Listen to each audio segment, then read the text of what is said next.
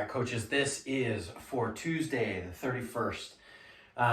It's going to be important today that we make sure that we come in with our lesson plans. Every single gym has gotten our coach development on our group management, our demonstrations, and just making sure that we have our lesson plans and our floor plans ready every single day that we go into class. And this is going to be a big day to make sure that that happens, to optimize the time that we have, because it is basically all used within the things that we're doing for the day. So first, with your warm-up, let's make sure that the machines are already out of the way and are going to stay in the place that they're going to be for the rest of class, so that you can have set up and help cycle them through that bike, the row, and the shuttle run within the warm-up, just like they would for the workout for the day, so that they understand how things will move through. Really help them focus on those sprints with the machines. We do want the heart rate to start getting up and getting warm, and making sure that we're not cooled, okay? So especially even those that are coming in late, make sure that they get on those machines and they're hitting something hard to get that heart rate going up, okay? With our complex today, with the snatch, this one's a little bit more focused on our weight that we're trying to go through, but it is a wave. I want that to be really, really clear. There is a wave of weights or percentages that we're trying to hit. We're going up, taking a step back, building back up, taking a step back, building all the way back up.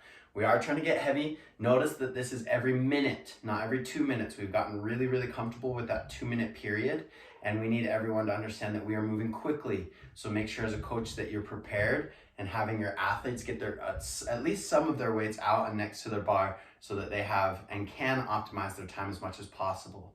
Big thing with classes of more than maybe 4 or 5 athletes is try to have people go at different times and designate those times. You can say, Billy, you're going at 0 seconds, Cindy at 10, Steve at 15 or 20, whatever it is. Okay, guys, nail down that you're helping these athletes within this snatch.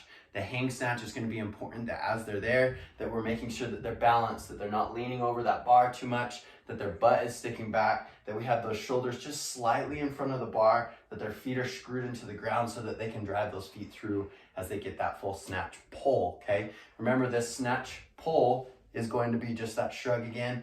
Last week was the high pull, this week is back to the pull, and then finishing with a hang snatch, and that does mean squat. Get people in the squat. I am looking for us to develop the mobility through these movements. Some people, I understand, can't get straight into that squat with a snatch. It is a difficult thing to do. Have them get as low as possible. Build that ability and that mobility over time. If we just let them get a pass every single time that we're in the class, they're never going to get better and build that fitness. So make sure that if they can't and they hit that power, have them get as low as they can. If it's only a couple inches, let that be okay. Find something for them to hit that butt to make sure that they're getting to the depth that you want them to. Don't just let them think that they're okay with sometimes hitting it, sometimes not. This will go fast, and make sure that they are going through those waves so that they do back down on that weight a couple times through those 8 sets. Then with our workout today, it's 100% machine or aerobic focus. We really want to make sure that we have things figured out. So maybe during our 8 minutes of our snatches, we're giving people numbers or assignments to which machine or station that they'll be at, so that you can cycle through based on the equipment that you've got in class this workout perfectly. With the way that it's set up, you should be able to partner people up at the very least, at the very most, probably partner up to 3 people within it. There are fewer levels here, a lot less need for that divisional up into 8 groups that we normally have. So make people just understand that the idea here is they should be getting through all 3 movements 4 times. So wherever that is, that helps them decide their basically their level for the day. Is the goal is to get through 4 rounds, as that in that increasing calorie and number of shuttle runs goes up. They're trying to get through those 4 different numbers with whatever level they pick. And they can adjust, help people adjust. If they're not getting through that and they're getting stuck in the rounds 2 or 3, make sure that they're going down a level so that they can get through that 4. With the 3 sets here, that's going to be important. Understand that one 25-foot distance from foot 0 to foot 25 is 1 shuttle run, okay? So every time that they go down and back is 2. So down and back. So on some rounds, they're going to finish away from their machines or on the opposite side of where they started. They just have to walk, just depending on how you decide to set up class.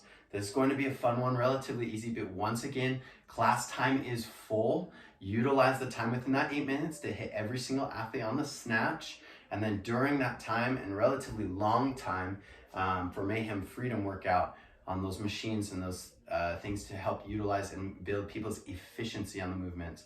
Making sure long, hard drives with the legs on the rower and then the elbows behind the wrists on the bike and driving those feet down, knees over the top of ankles, things like that. Help them be as efficient as possible. Enjoy today, coaches.